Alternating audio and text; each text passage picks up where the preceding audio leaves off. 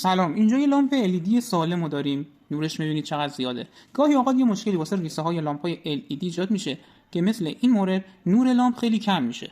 LED روشن میشه ولی نورش خیلی کمه. چرا این اتفاق میفته؟ ببینید داخل این لامپ‌ها یه پل دیودی قرار داره که اینجا برق شهری رو یکسو میکنه و تبدیل میکنه به 310 ولت. بعد از این LED ها رو در لامپ‌های LED به صورتی با هم سری میکنن که 310 ولت روی این LED ها دو سر همه LED ها وقتی با هم سری شدن میفته.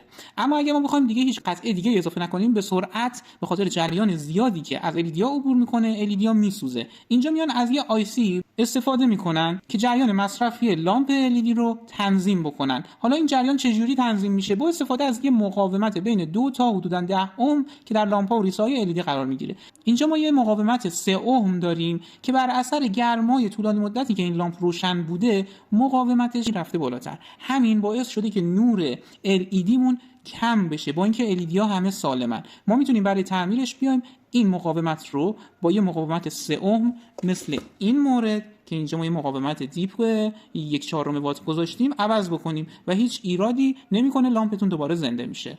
توجه کنید، از همین نکته میتونید استفاده کنید. اگر برای جای یه لامپ خیلی کم نور احتیاج دارید، اگر این مقاومت 3 اوم رو بردارید و به جاش یه مقاومت مثلا 6 اوم بذارید، این لامپ اگر 20 وات بوده تبدیل میشه به یه لامپ 10 وات. هم طول عمرش خیلی بیشتر میشه، هم اینکه قاعدتاً نورش نصف میشه. اینجا من مقاومتم یک مقاومت 3 اوم هستش که باید تعویض کنم. من اگر بیام به جای 3 اوم اینجا یه مقاومت 3.3 اوم بذارم، لامپ LED ممکنه 10% نورش کمتر بشه، اما قطعاً طول عمرش خیلی بیشتر میشه.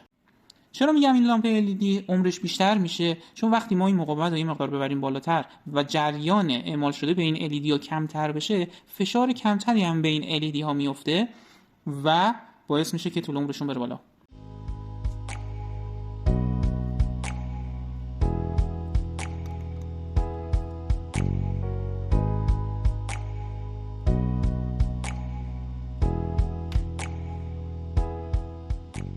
خب من مقاومت این LED رو با یه مقاومت 3.3 اوم عوض کردم و حالا